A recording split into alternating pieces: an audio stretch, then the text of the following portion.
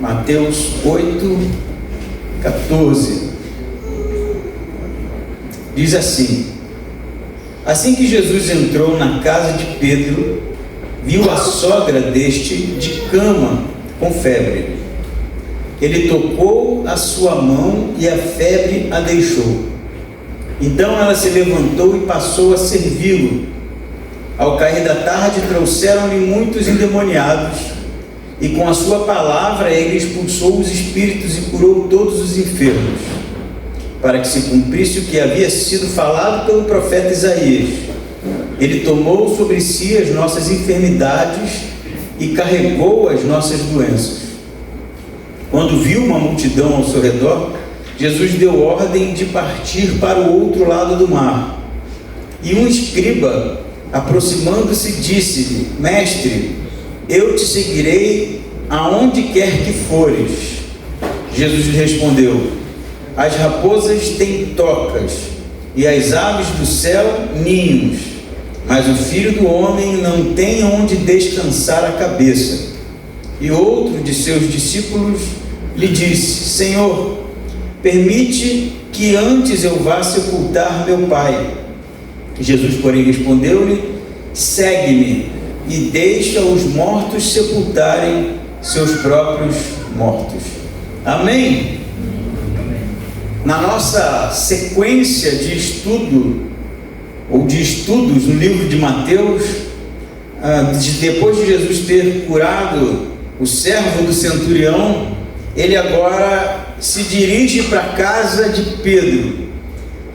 Em Mateus, nós vimos até agora a série chamada de Sermão do Monte, onde Jesus senta e ensina. É a parte do Evangelho de Mateus que mostra os ensinamentos, a doutrina ensinada por Jesus.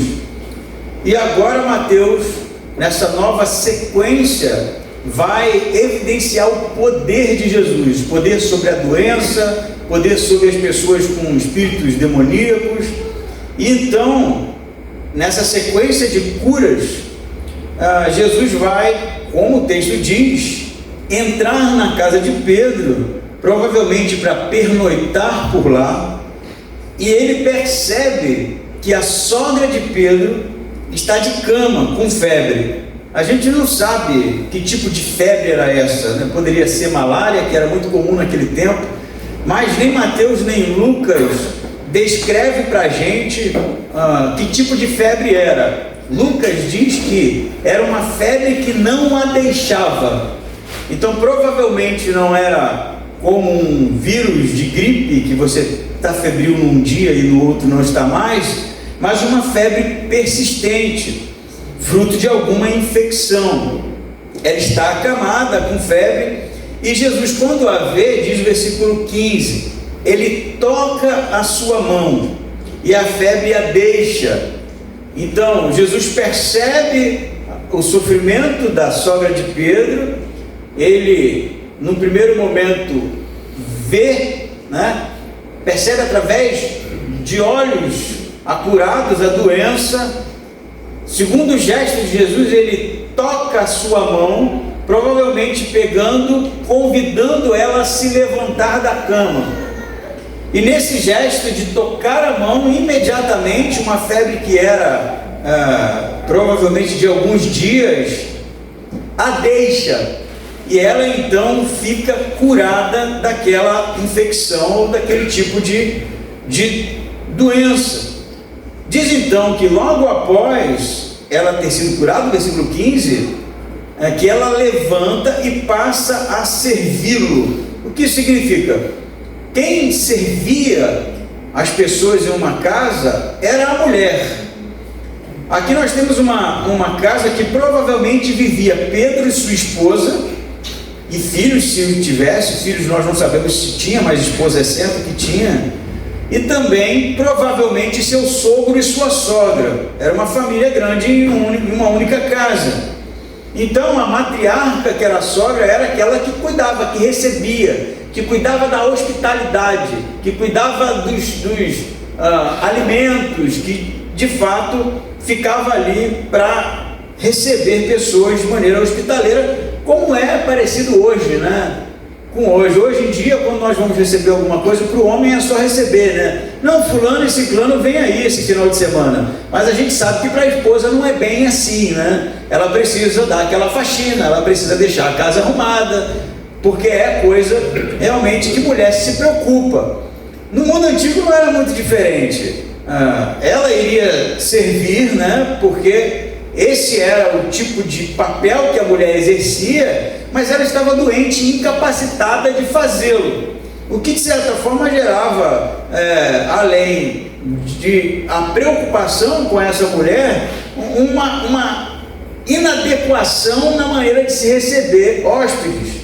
Mas Jesus corrige isso no seu olhar de misericórdia, no seu toque curativo, e ela então vai passar a exercer as funções que uma pessoa saudável exerceria numa casa. Então, o servir a Jesus aqui não é algo específico sobre servir Jesus do ponto de vista do reino de Deus.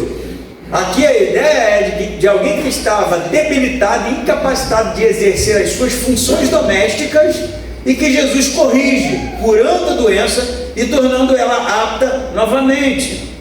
O texto diz mais, né? E nessa sequência de curas diz que quando a tarde cai naquele mesmo dia, depois de Jesus ter curado a sogra de Pedro, trouxeram-lhe muitos endemoniados, e diz que só com a sua palavra ele expulsava e também curou todos os enfermos. Então as pessoas levaram pessoas doentes, pessoas possessas, pessoas com doenças que provavelmente acompanhavam boa parte de sua vida, e Jesus então ali vai, através do seu poder, através do seu comando, curando as pessoas. Mas aí Mateus vai dizer o porquê que Jesus está fazendo isso. No 17 diz assim: para que se cumprisse o que havia sido falado pelo profeta Isaías.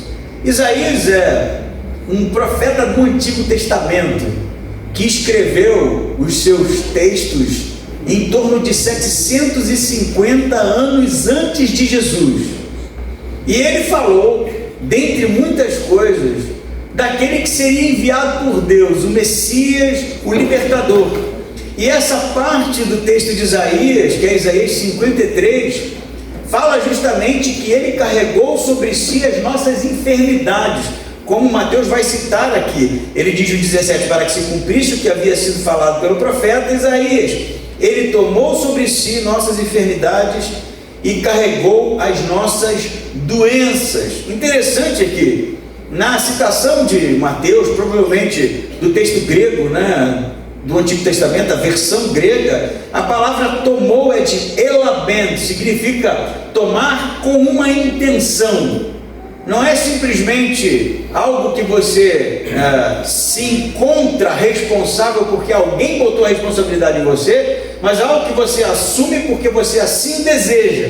Então, quando Jesus toma sobre si as nossas enfermidades, e Mateus diz isso, ele está dizendo que Jesus intencionalmente, além de curar aquelas pessoas, ele também estava ali apontando para a cruz, para um período da sua trajetória que ele iria morrer naquela cruz, e além de curar as nossas enfermidades, perdoaria os nossos pecados. Mas você pode perguntar, mas a minha vida não é ausente de doença, né? Vira e mexe a gente está doente. Nós temos aqui hoje, por exemplo, pessoas que estão tomadas de gripe em casa, que são membros dessa igreja, e o crente fica doente sim, né? A gente fica doente e às vezes muito doente. Quem passou pelo Covid aqui sabe, né? Eu fiquei 15 dias febril, pastor, né? E a gente fica doente, mas o grande X da questão, é que Mateus está dizendo aqui, é que a doença e o sofrimento e tudo aquilo que pode causar na gente angústia e dor, a causa é a queda do homem. A causa é o pecado do homem. Não que você peque e fique doente, não é sobre isso, mas é sobre uma criação que caiu, e por causa dessa queda lá no Éden que nós padecemos, por causa dessa queda que nós morremos, é por causa dessa queda que nós adoecemos. E Jesus, ele é, como diz Isaías, aquele que seria enviado por Deus não só para apontar para um dia em que nós ressuscitaríamos também, assim como Ele ressuscitou, mas ressuscitaríamos sem sofrimento, ressuscitaríamos libertos de todas as doenças e todas as mazelas que nos acometem, e ressuscitaríamos com os nossos pecados transformados e perdoados.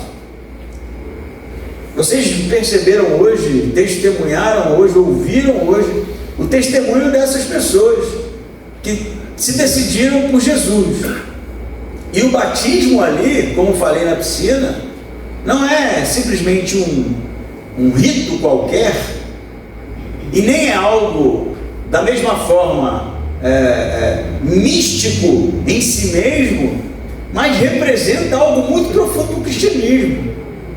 Representa que nós morremos para o mundo, morremos para o pecado e ressuscitamos para Cristo, para vivermos uma nova vida nele, porque um dia nós ressuscitaremos literalmente.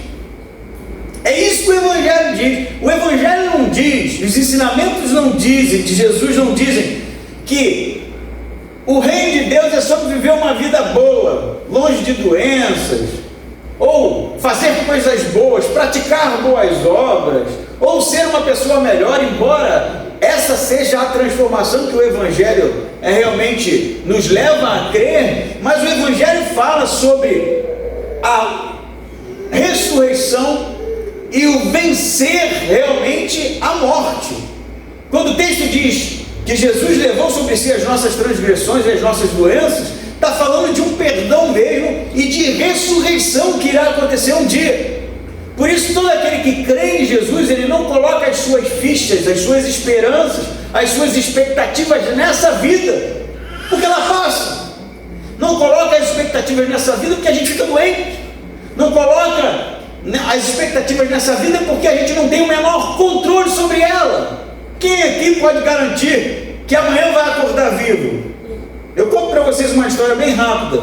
Hoje, decidi ir ao mercado pela manhã. No caminho ali para o comprão, meu carro começou a fazer um barulho estranho. Parecia que tinha um monte de lata embaixo do carro. Eu encostei, né? Falei, o que está acontecendo? Eu olhei embaixo do carro, não tinha nada. Quando eu abri o capuz, eu não sou nenhum mecânico, mas a correia do alternador estava arrebentando.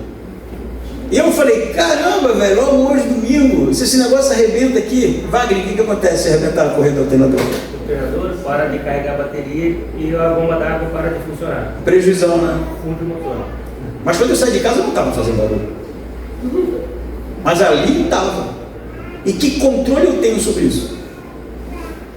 Nenhum, meu amigo. A única coisa que me restou, duas opções: ou ficar parado lá, ou tentar a sorte, com o restinho de correia que tinha, voltar para casa. Estou dando esse exemplo para dizer para você que essa impressão que a gente tem de que a gente está no controle da vida é mentira. Não temos. Não temos a menor condição de ter controle de nenhum tipo sobre o seu trabalho. Você pode ser demitido, seu negócio pode falir, sua saúde pode ser comprometida, o seu carro pode arrebentar a correia do alternador, o seu filho pode adoecer, tomara que não adoeça, mas a gente não tem controle sobre essas coisas. E se a gente viver uma vida cuja esperança é somente nessa trajetória, enquanto seres que buscam, quem sabe, o reconhecimento da sociedade, enquanto indivíduos que buscam, quem sabe, o sonho da casa própria, na minha época esse era o sonho, né? Ou busca, quem sabe, vencer, alcançando, quem sabe, os sonhos e realizando, a gente está realmente complicado, porque não há garantia nenhuma para você. Nenhuma garantia. A única garantia que há é que você vai morrer um dia. Essa tenha 100% de certeza.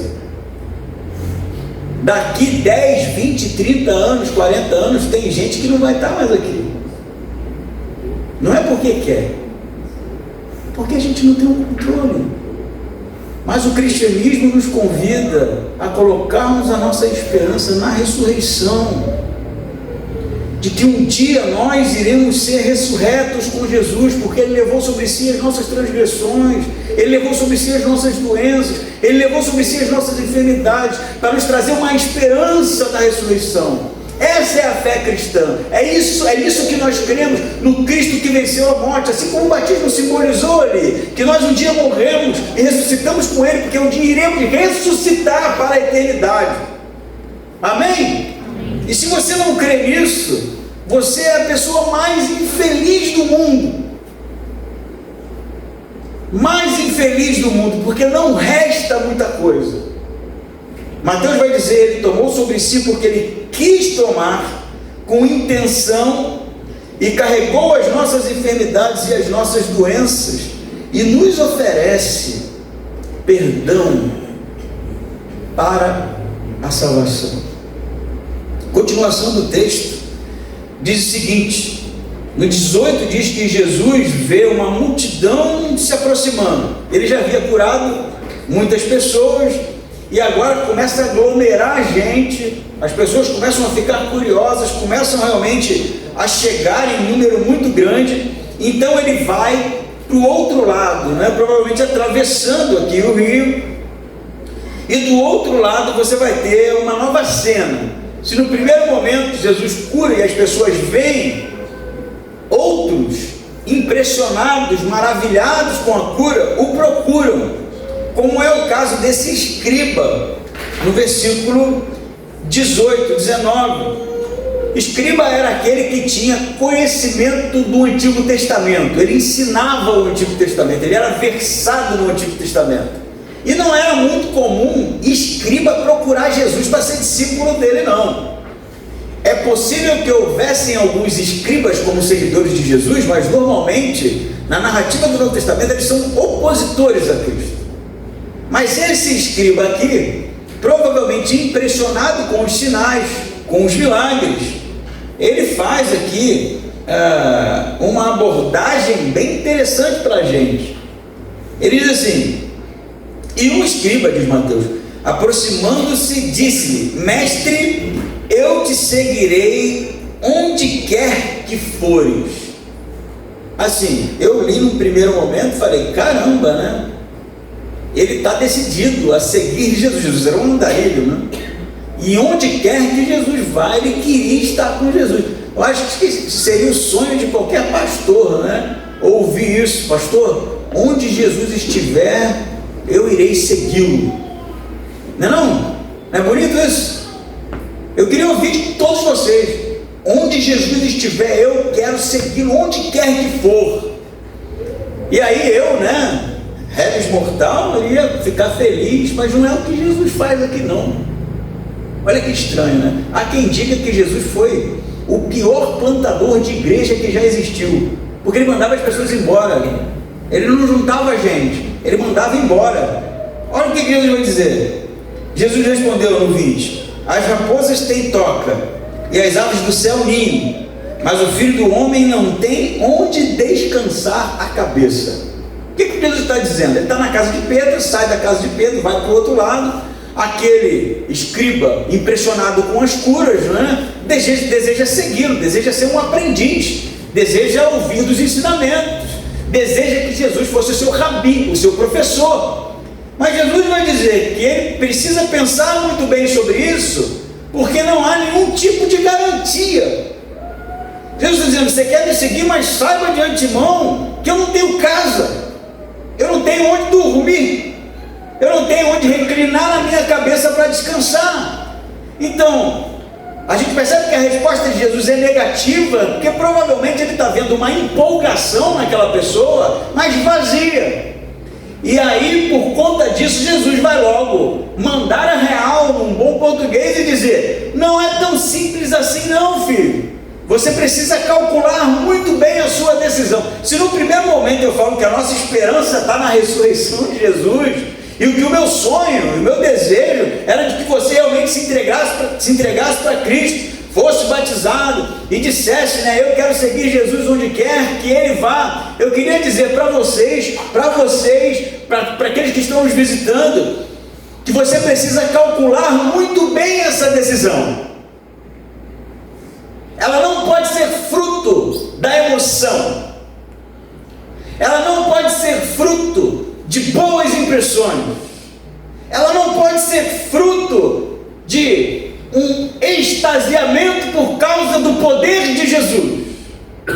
Ela precisa ser fruto de uma consciência que sabe da sua necessidade de salvação, que sabe da sua necessidade de perdão, que entende que você é um pecador e carece da salvação de Jesus desesperadamente, e que ainda que não se tenha nem onde recostar a cabeça, onde reclinar a cabeça, ainda que não se tenha garantia nenhuma de uma boa vida nesta terra, de sonhos realizados, de projetos executados, eu sim seguirei Jesus, porque o Evangelho e o cristianismo está cheio de pessoas entusiasmadas com os sinais, entusiasmadas com o ajuntamento, entusiasmadas com a música, entusiasmadas com a cultura gospel, mas que nada entenderam sobre abandonar tudo para seguir Jesus.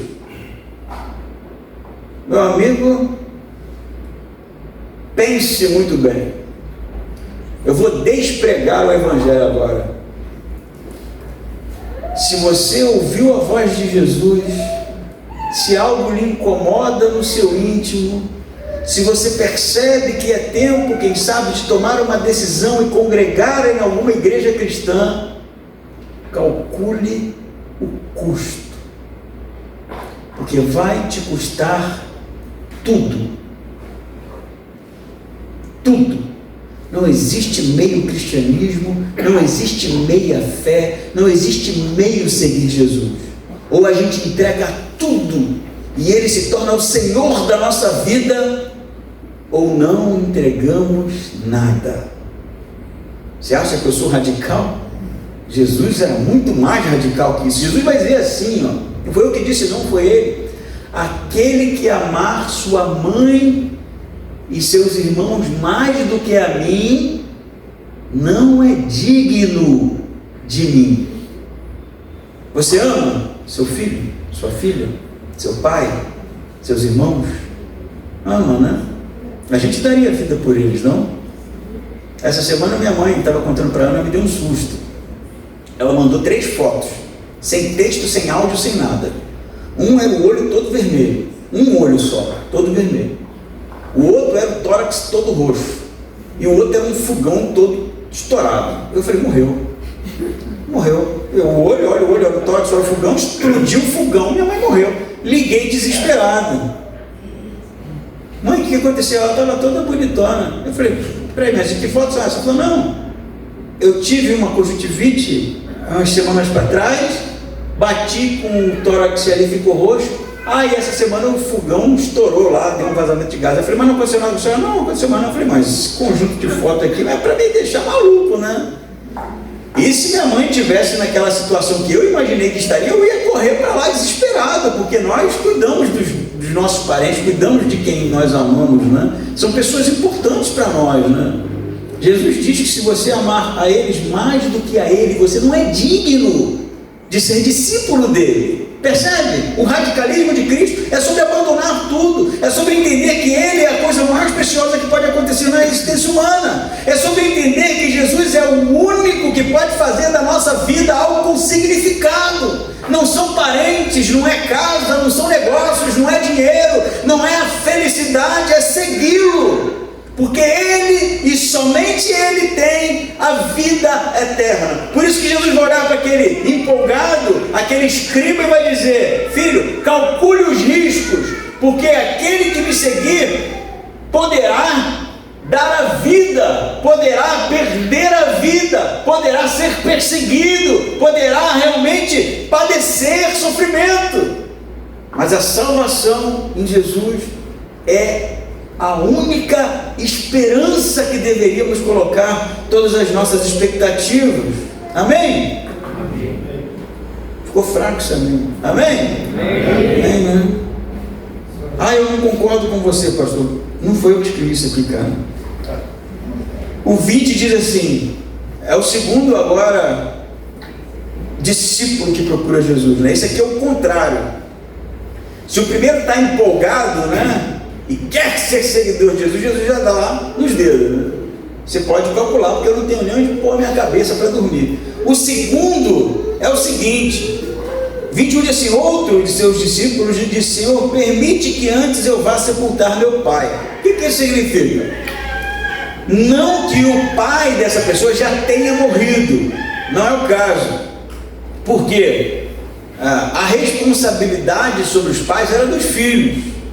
Provavelmente o pai desse rapaz, ou desse seguidor de Jesus, estava doente, próximo da morte. Pensa nisso. O pai está doente, ele é o filho provavelmente mais velho, e a sua responsabilidade com o pai era uma exigência social, além de religiosa. Então ele fala para Jesus que vai seguir Jesus, diferente do outro que foi empolgado, né? Esse aqui só pede um tempo. Deixe-me ir então cuidar do meu pai, para que quando ele morra eu sepulte meu pai, então eu irei segui-lo. Mas Jesus é radical pra caramba, cara.